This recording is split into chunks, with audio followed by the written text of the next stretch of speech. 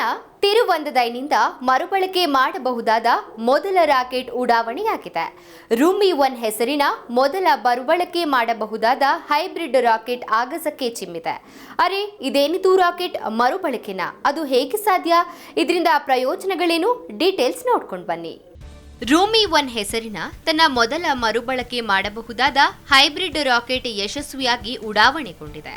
ತಮಿಳುನಾಡು ಮೂಲದ startup space zone India ಹಾಗೂ Martin group ಅಭಿವೃದ್ಧಿಪಡಿಸಿದ ಈ ರಾಕೆಟ್ ಅನ್ನು ಚೆನ್ನೈನ ತಿರುವಂದದೈನಿಂದ ಉಡಾವಣೆ ಮಾಡಲಾಯಿತು.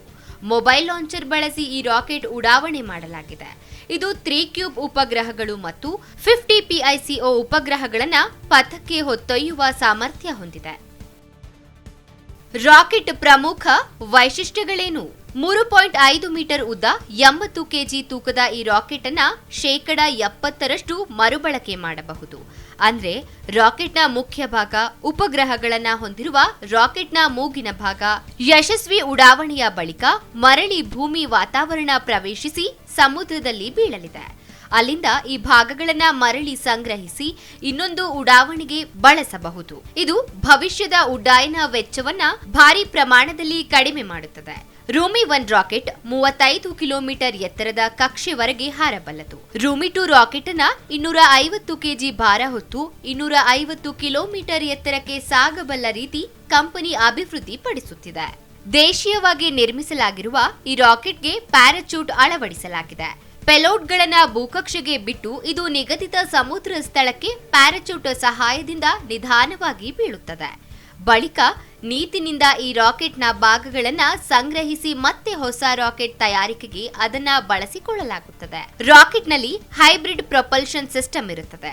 ಲಿಕ್ವಿಡ್ ಆಕ್ಸಿಡೈಸರ್ ಮತ್ತು ಸಾಲಿಡ್ ಫ್ಯೂಯಲ್ ಹೀಗೆ 2 ರೀತಿಯ ಇಂಧನದ ವ್ಯವಸ್ಥೆ ಮಾಡಲಾಗಿರುತ್ತದೆ. ಇದರ ಏರ್ ಫ್ರೇಮ್ ಅನ್ನ ಕಾರ್ಬನ್ ಫೈಬರ್, ಗ್ಲಾಸ್ ಫೈಬರ್ ಇತ್ಯಾದಿ ಸುಧಾರಿತ ವಸ್ತುಗಳಿಂದ ನಿರ್ಮಿಸಲಾಗಿದೆ. ಇದರ ನಿರ್ಮಾಣ ವೆಚ್ಚವು ಸಾಂಪ್ರದಾಯಿಕ ರಾಕೆಟ್ಗಿಂತ ಬಹಳ ಕಡಿಮೆ. ರೂಮಿ-1 ರಾಕೆಟ್ ಅಭಿವೃದ್ಧಿಗೆ ಬಳಸಲಾಗಿರುವ ತಂತ್ರಜ್ಞಾನವನ್ನ ಕ್ಷಿಪಣಿ ಕ್ಷೇತ್ರಕ್ಕೂ ಅಳವಡಿಸಬಹುದು. ಇದರಿಂದ ಉತ್ಕೃಷ್ಟವಾದ ಕ್ಷಿಪಣಿಗಳನ್ನ ದೇಶೀಯವಾಗಿ ನಿರ್ಮಿಸಬಹುದು ಎಂದು ಮಾರ್ಟಿನ್ ಗ್ರೂಪ್ ಸಂಸ್ಥೆಗಳ ನಿರ್ದೇಶಕ ಜೋಸ್ ಚಾರ್ಲ್ಸ್ ಮಾರ್ಟಿನ್ ಹೇಳಿದರು.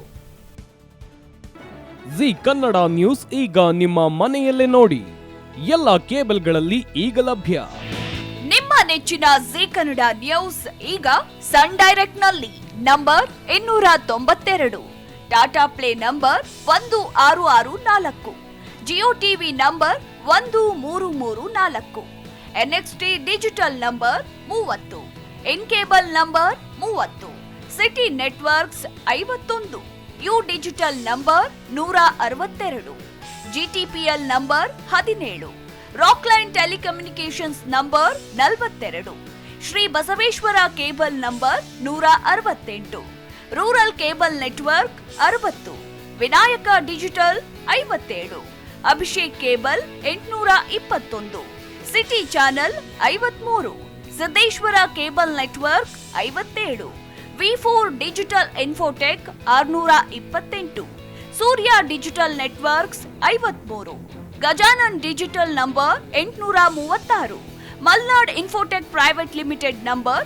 56, Metrocast number 830, Victory digital number 167ರಲ್ಲಿ ನೋಡಿ ಆನಂದಿಸಿ.